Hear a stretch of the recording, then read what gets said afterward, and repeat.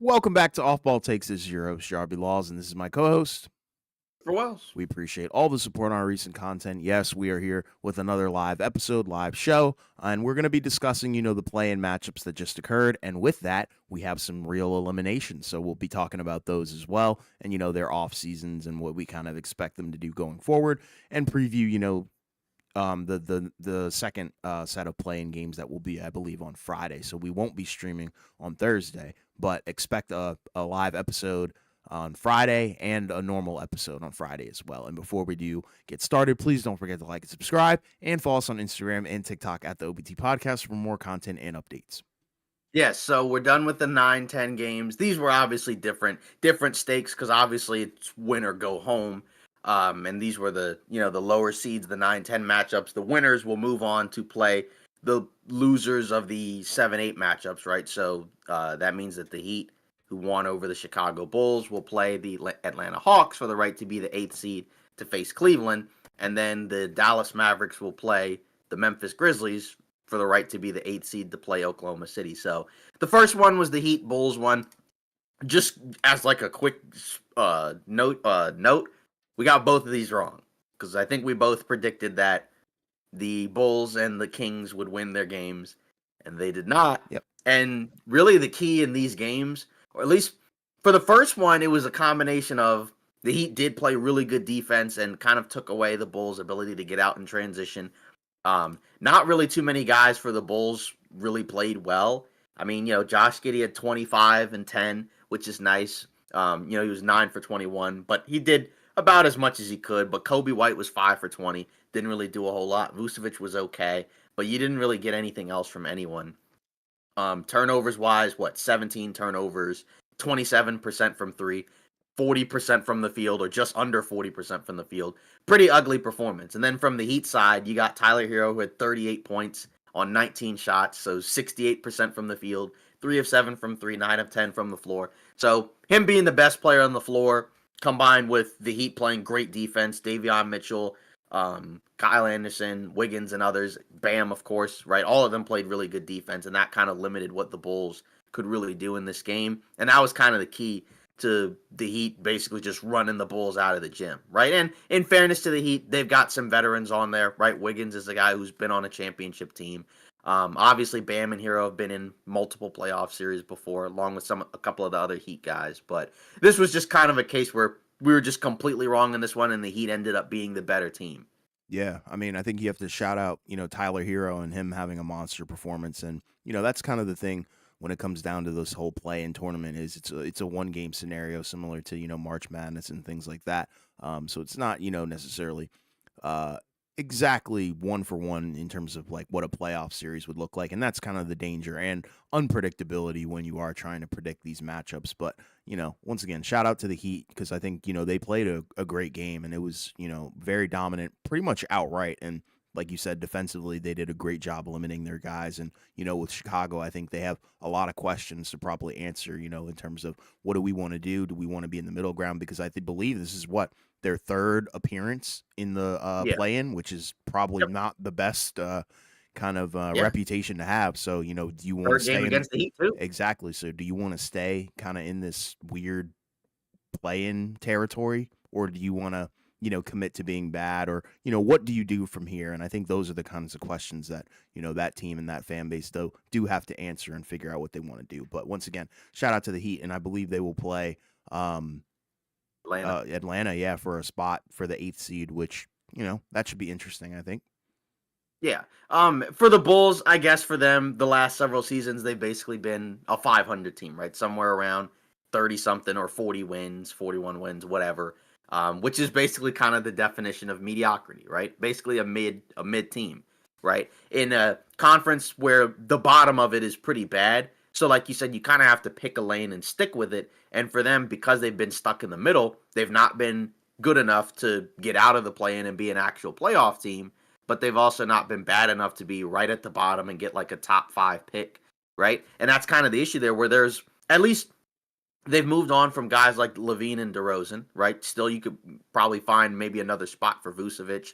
Of course, you can never have it's not a scenario where you can't have any veterans, but he might be a guy that in the summer may have some values coming off a really good season. He is an older player, but he'll be on an expiring contract. But for them, they still don't really have a guy that feels like this is your franchise player, right? And that's kind of the byproduct of not really being a team that's had like a top 5 pick in a while, right? I think the last top 5 pick I guess they had, right, was Patrick Williams, right? Something Yeah, like that. yeah, Yeah.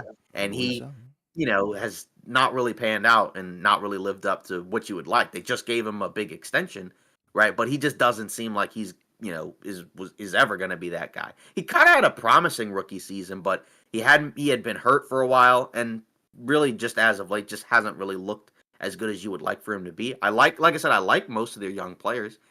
Giddy had a really good season, so he'll probably get re-signed to, a long-term deal, whatever that is. And then Kobe White, right? He'll probably make more his next deal, right? Because I think when he first signed his new deal, it was at a bargain. He's played above that now, so he'll Hmm. probably be like a $20+ million player. And then Bucelis, right? Seems to have like he's gonna have a promising career ahead of him. But it still feels like you need at least one more franchise player, and they don't really have that. And that's where you probably would like to probably move into the spot of, okay, we're not going to be like a 40-win team. We're going to be in that lower tier because we still need to search for that type of player, right? Because I don't think they can get it in free agency, even Agreed. though Chicago is a big market, right? So it's not like it's a place that people don't know about or don't like. It's just not a team that gets a ton of free agents to go there. I know they got DeRozan a few years back, but that time has kind of passed since then.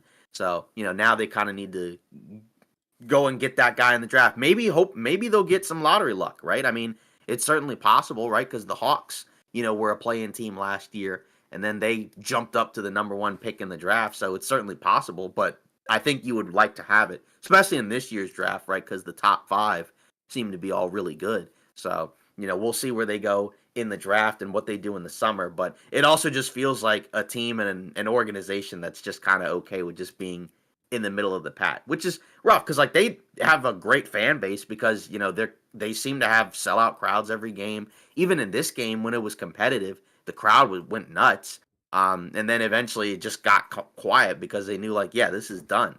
So if they can have like an actually, young up and coming roster, that'd be pretty cool. But it doesn't quite feel like they're there yet. Even though, again, they did play well the latter part of the season. Like they went 7 out of their last 10 games, winning all those games. But it just feels like you need a little bit more, right? I think Yeah. that's kind of where you're you're kind of the final statement, at least for them on this season. So, like I said, we'll see what they do, but it's kind of hard to expect them to do a whole lot. I think they need that top draft pick to go further. Yeah, because I think they've got, the solid, I think, workings and foundational pieces of, a young team. But like you said, they're just missing their franchise guy. Like they don't have a Paolo, they don't have a Cade. So I think, once they get that kind of caliber of a player and, surround, whoever it is with guys similar to what they have on the roster already, I think, it's not like the future is bleak for them.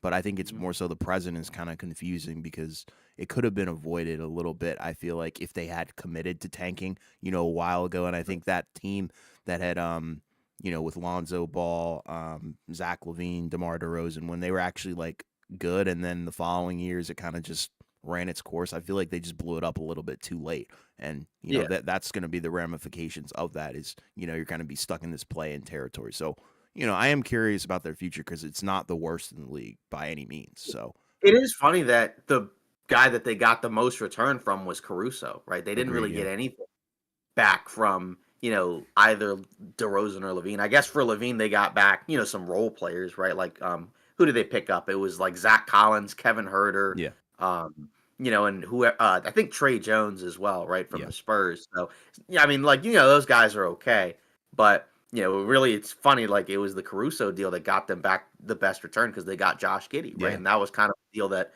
most people were pretty low on when it happened because he was coming off a bad playoff series or postseason performance because teams were leaving him open and he couldn't make him pay. I But think I he's actually like played that. really well. I think I like that move. I don't Yeah, remember if you we did. both liked Okay, we both We did. did. Yeah.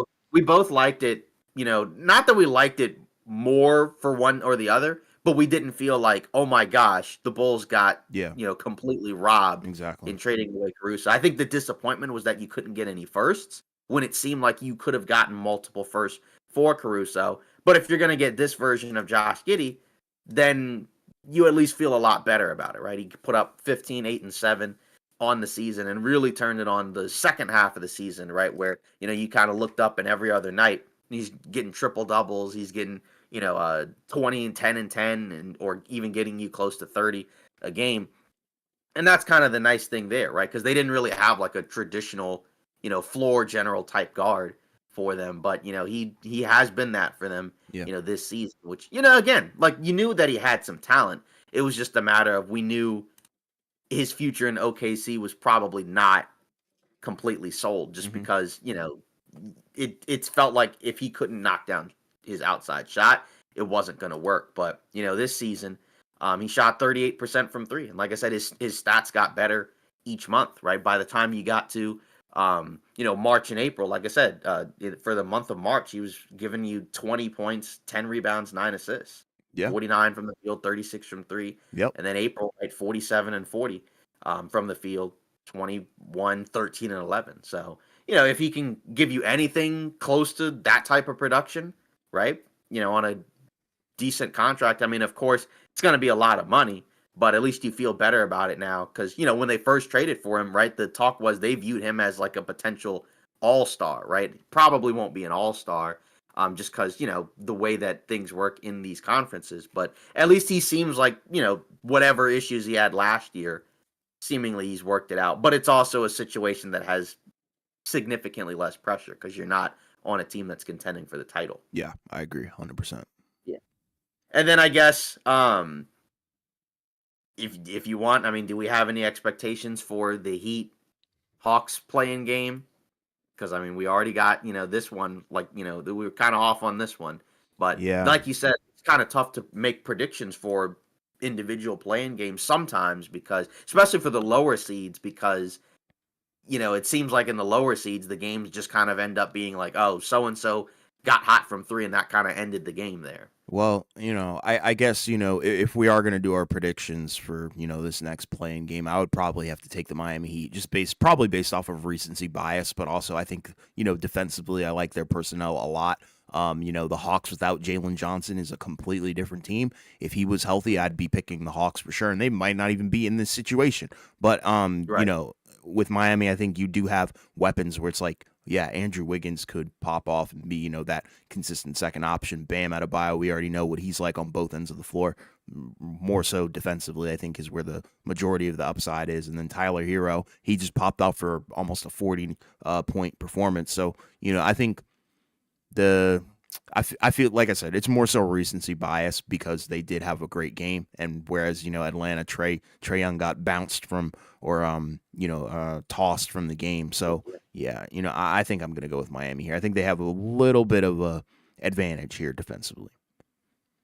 Yeah, I mean, yeah, I could definitely see that one. I guess with the Hawks, like they do have Trae Young, right? Where if he has a hot night, he can kind of just carry the Mm-hmm. Hawks, to a win over the Heat. Yeah. But the thing with the Heat is if they're gonna win, it's probably gonna have to be a performance like this, where it's like it's not a particularly close game going into the fourth. Because I think the problem had been for them when it's crunch time, the offense kind of starts to fall apart because you just don't really have that tier one type score. Hero was in this game, right? But against the Hawks, he probably should be able to still because they, Yeah. I mean, Dyson Daniels is there, so that could be a potential problem.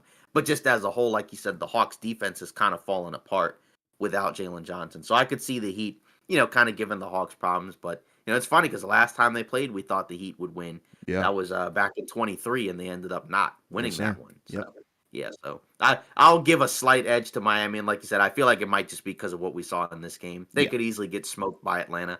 I don't think it matters in terms of the 1-8. Like I think whoever wins that and gets the eighth seed still probably goes out early to I Cleveland. agree. Yeah, I agree. Yeah. Then we move on to the second game in the Western Conference. Mavs Kings, another one that we were off on. Couldn't believe And it the though. Mavs ended up destroying Sacramento 120 to 106, and it really wasn't even that close, to be honest, right? Like the Mavs, kind of early on looked like it might be, kind of a problem for the Kings. Yeah. You looked, and this was kind of a roadmap for the Mavs to win a game like this, right? Where defensively they're dominant and they make it really tough for the Kings to score. Like Levine had 20 and 8 for 19, but really some of those points came late. He was held in check pretty much the entire game. Yes. Sabonis had 11 and 13, also held in check, 38% from the field. I mean, it's funny because in the past, right, people had mentioned in the past playing against AD, he would tend to have a lot of games where they would kind of play maybe close to even, or maybe he outplays him. And then, people mention the record, but he's completely winless against AD this year, right? 4-0 as a Laker. And then in this playing game, I know they don't count in terms of stats, but he won this game against him as well. And, DeRozan, 33 points, 7 rebounds, 13 of 28. That's okay. But just pretty rough performance from Sacramento, right? Where we thought there could be a scenario where maybe Levine and DeRozan just kind of go off and the Mavs are going to have to find a way to score. That didn't happen at all. No. They took them out of the game, and then they were able to turn it into offense. And then they got some really good performances offensively, like Klay Thompson, right? Last time he played this Kings team in the play-in, he did not hit a shot at all, right? He was 0 for 10. This one, he was 8 of 11, 5 of 7 from 3, right? So I'm sure that probably felt great for him. And then you look around, Najee Marshall, 4 for 4, 11, Dante Exum, 4 for 4, 11 points. Najee Marshall, 9 points. He got hurt at one point, but he did come back. AD obviously led the way in terms of scoring, 27 and 9. 9 of 23 from the field, but 3 of 6 from 3, 6 of 6 from the line, 3 blocks. So, pretty much perfectly fine stat line right in this game. PJ Washington, 17 and 9, 5 of 15 from the field. But again, Dallas was able to turn the defense into offense. And again, we talked about it where, this is kind of the reasoning behind why Nico Mannion for Dallas and, made this deal, right? In terms of the defense. Nico Harrison, right? Nico Harrison. Yeah, not Mannion. That's all good. Yeah. I don't even know what happened to that guy at this point. I guess he's long out of I think he's in Italy or something playing. I don't know. Yeah, but for Nico Harrison, right? This was kind of his roadmap in terms of defense, right? And he had a guy off the bench, Brandon Williams, with 17 and 5. I think he was a two-way guy for most of the year, and they recently gave him a new deal. And that kind of gave them some type of perimeter scoring off the bench that they just really haven't had since Kyrie's went out with his ACL tear. And that's kind of what you're looking for, because if you can have somebody that can give you some semblance of perimeter scoring, along with what you could get with Klay Thompson, then you have the size and the defense to at least make it tough, especially on a team like the Kings that, basically have 2 guys, right, that can, that you probably worry about in terms of shot creation. I guess Sabonis you can count at least from the post, and he can play downhill. But we've seen him struggle against bigger physical teams like this anyways. So, I mean, complete dominance by the Mavs. It's just a question of, obviously, they're going to face a tougher test, the Memphis Grizzlies, right, who'll be waiting for them. But at least for this game, right, strong game by the Mavs, who really have not played very well, obviously, since the Luka trade, especially, like I said, since Kyrie went out. But, for one game, for one night, they looked a lot better than the Kings. And now, if you're the Kings, right, they've been through a lot of turmoil this season, obviously in a different way, right, because De'Aaron Fox wanted out, wanted to be gone from Sacramento, move on to potentially greener pastures in San Antonio. And now the Kings lost their franchise guy. They got back Levine, but may just not be as good as De'Aaron Fox, right? And, now you don't really have that real franchise player to build around. And now if you're the Kings, you kind of wonder, wow, we might have actually peaked, a couple of seasons ago. And now you might have to get ready to start probably selling off some of these guys. Like if you're DeMar DeRozan, does it really make any sense to play in Sacramento? At this point in your career, right, you probably would like to be maybe somewhere else. And then Sabonis, right, without Fox, it's not that he's bad, right, but doesn't quite look like, an ideal franchise player, right? And then, I know him and Levine have had games where they've looked fine together, but it's just not enough, right? It's just not good enough compared to what they had before. And I just kind of wonder what they do from an offseason standpoint. Yeah, very awkward team, Sacramento, I think it is. And both of these teams are really awkward, in their current states, really. And, you do have to give Dallas their props because I didn't think they were going to be able to do it. We saw a roadmap where it was possible, and we acknowledged that, if AD had a dominant game and you had, some shot creation elsewhere. And that's exactly what happened. But, I just really disappointed in the Kings. I thought they kind of would have came out with a little bit more fire. It just off rip, it really didn't look like it was going well, and that kind of continued into the fourth quarter. And it's like, bro, like what did I just watch? In all honesty, but with Dallas, I feel like they were never like a horrible team, like post Luka trade in terms of like the ceiling wasn't garbage. Like it's not like they're gonna be like a bottom like four team in the Western Conference. I think it's more so like they just didn't have a creator after Kyrie went down. And, being without AD that whole time really just hurt them a lot. But, at this point, you see the identity, I guess, of what they're really trying to be with all these defensive guys, because they practically made it impossible for DeMar DeRozan and Zach LaVine to have an efficient game. And that was kind of the key to success for Sacramento, was to be efficient, and have two guys be efficient, maybe even three if you want to count Sabonis as well. But they did a great job taking away pretty much all three of their primary offensive guys out of the game, and even restricting the bench as well. Guys barely played, and shout out to Dallas, because it's not like people didn't think that this could be done. And in my opinion, I don't really think they should be really focused on winning. I think they should be losing every game possible, so they can do something. But I don't know. It's hey, shout out to them, because I don't think they're winning the next one. Spoiler alert. Yeah, and it's funny, right? Because for the Mavs, they had some other stuff going on today, right? Where I think it was Nico Harrison. He had what was it like? I think they had like a closed door meeting. I think the reporting was like the ownership, right, kind of influenced it being a closed door meeting more so than him. Which again, I think like there's probably an element of people kind of trying to like pass the buck and kind of, try to say, well, it wasn't my idea, it wasn't my idea, it wasn't my, you know what I mean? But at the end of the day, it doesn't get done without the approval of the ownership. But either way, they won the battle, I guess, for today, for this, play-in game. But just as a whole, it's funny because which situation do you think is worse between the Mavs and the Kings?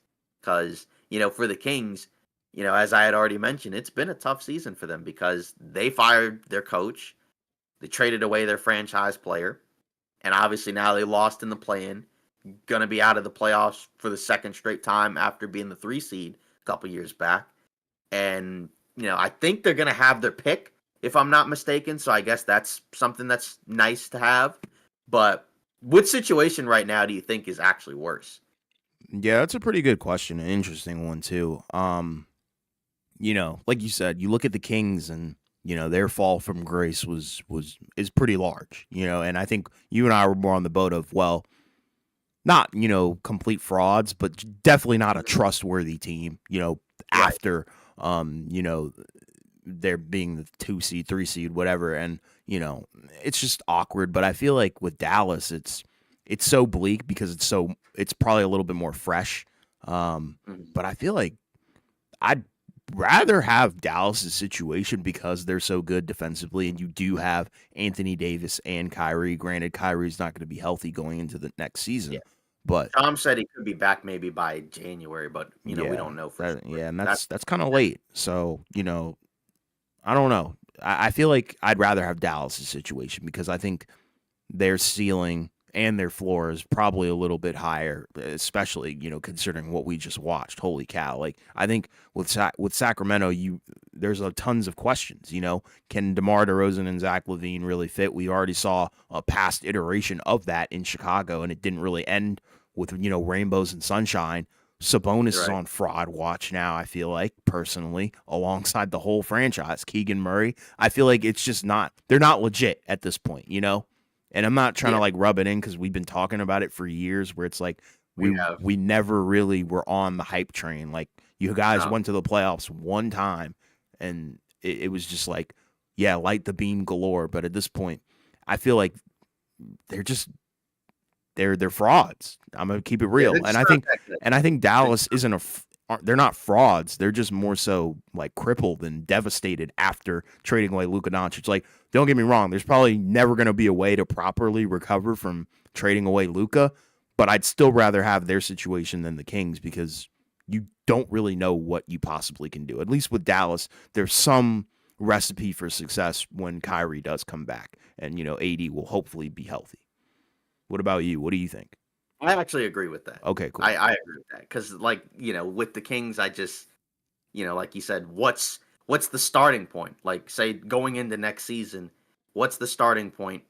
What's the potential ceiling? Like, we know the ceiling for that Kings team probably play in at best, maybe playoff spot, but Yeah, not much better than that, right? Like basically what it's been the last couple of years. But now you knock it down a couple pegs because you don't have Fox as your franchise guy, exactly. anymore, right? So, and I don't really know if there's a pathway for them to get drastically better with who they have. I mean, I guess they'll have a draft pick, but can that really help them a ton next season? I don't know. That's No. that's the tough part, right? Like Devin Carter, you know, spent most of the season hurt. We didn't really get to see much of him until recently. And, when he plays, he looks all okay. There's something there, but still feels like he's still kind of raw. Very. And, it still feels like kind of a ways away from being whatever he's going to be in this league. You know what I mean? Agreed. Agreed Yeah. wholeheartedly.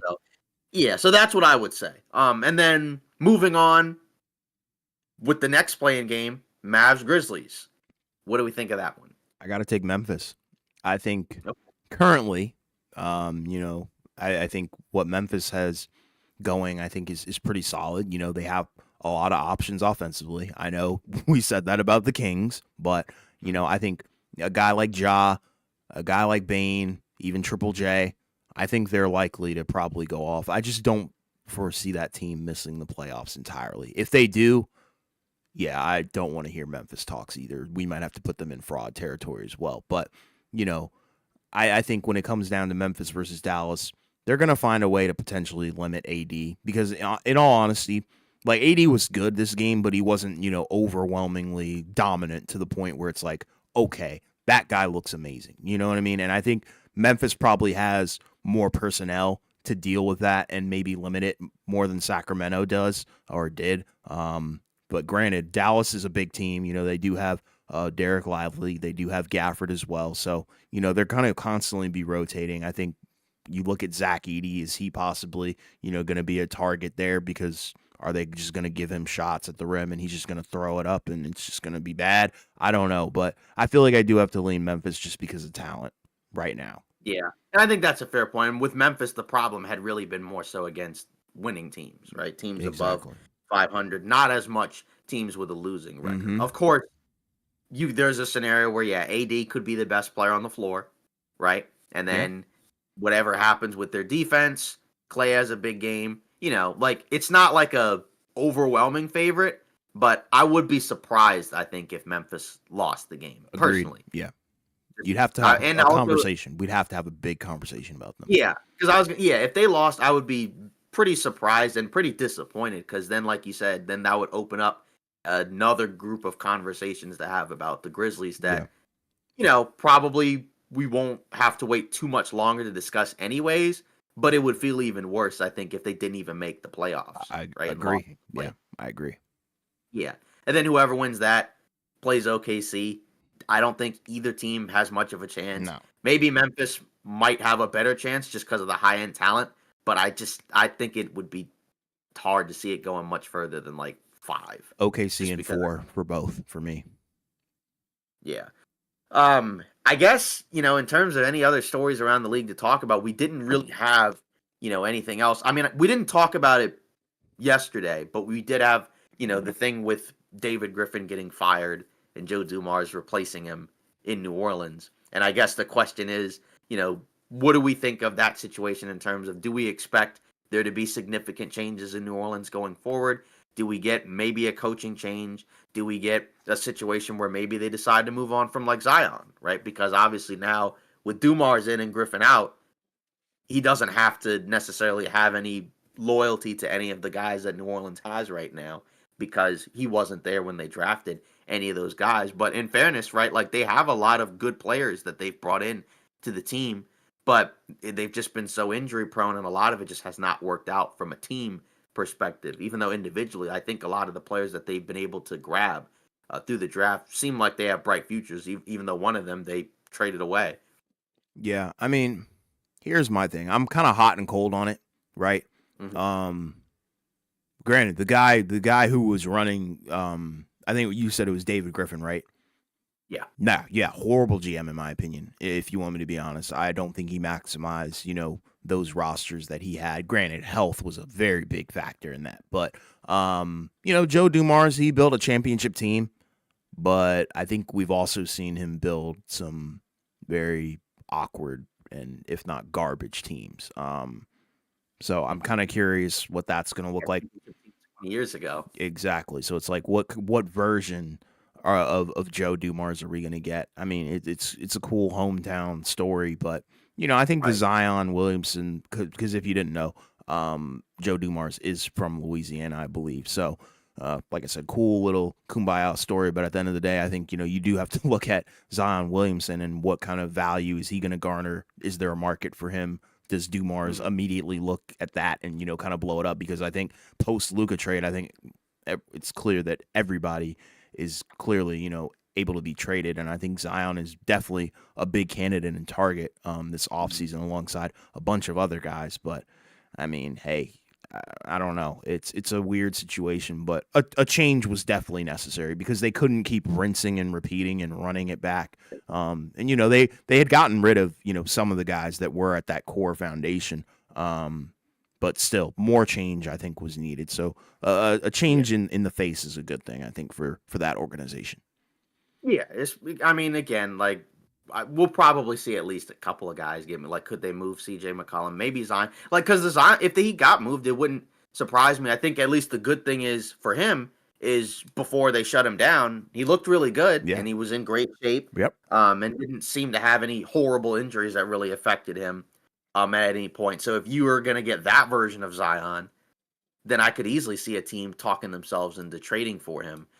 So I think that there will be teams that will look into it. It's just a matter of are the Pelicans actually going to do it? And I think it's more likely now that they have someone else, just because, like I said, he doesn't necessarily have to feel like, oh, we have to keep these guys, right? You know what I mean? Yeah, he So has no that's why I attachment could, to them. I get it. yeah, exactly. So that's why I see there could be some change. Does Willie Green get replaced? Um, I kind of like him.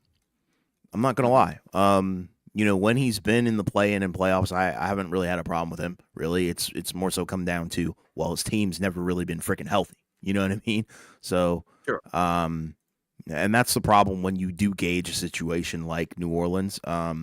They've always been hurt for pretty much the entire Zion Williamson era, and it's really devastated. I think the potential of what that team could have been definitely stunted the growth. But I mean, I wouldn't surprise me if he's fired, but I wouldn't Mhm. necessarily say he needs to go. Yeah. We'll see. I mean, again, it wouldn't surprise me if they fired him, just like with the Yeah, players. It doesn't have to necessarily be a level of yeah. attachment, Maybe but they get like matter I think Jenkins or also who's, something.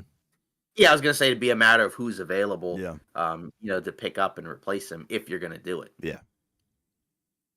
Well, I mean, at this point, we're what 33 minutes in. I do see that we have had a decent amount of viewership, so we do appreciate you guys who have been lurking and watching the stream. No comments to read out though, unfortunately. But if you do want to say something in the chat, please do. We will conversate and read those, and try our best to see those as they come in. But yeah, we've talked all the play-in matchups. We previewed the ones that will be occurring on Friday. On Thursday, we will not be live streaming, but we will be recording an episode, and then that episode will come out Friday as well as us live streaming on Friday as well. So, yeah, we appreciate you guys, subbing, liking up the videos and all that stuff. And yeah, please don't forget to like and subscribe, and we will